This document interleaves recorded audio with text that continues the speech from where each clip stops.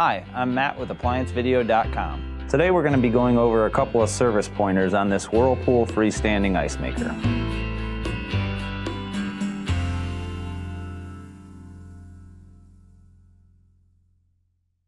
There are two technical service pointers on this ice maker. The first one, the customer would typically complain of a noisy fill. There's been two quality improvements that have been made. One is a new smart valve and also a new water line with an internal restrictor. This helps reduce the noise level when the unit is filling. They do come as a kit. The second service pointer addresses the max ice shorted keypad. Typically what you'll find is the ice maker won't be running when you get there, and you'll see that the customer has max ice, or in this case fast ice, selected.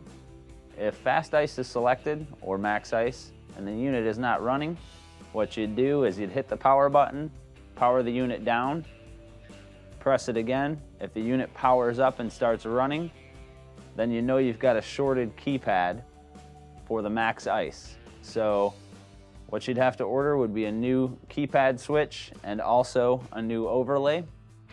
And in the meantime, when you're waiting for the part to come in, you can just basically operate the unit, just make sure that the max ice or the fast ice key is not selected and the unit will operate properly. And that will complete the repair on the Whirlpool freestanding ice maker.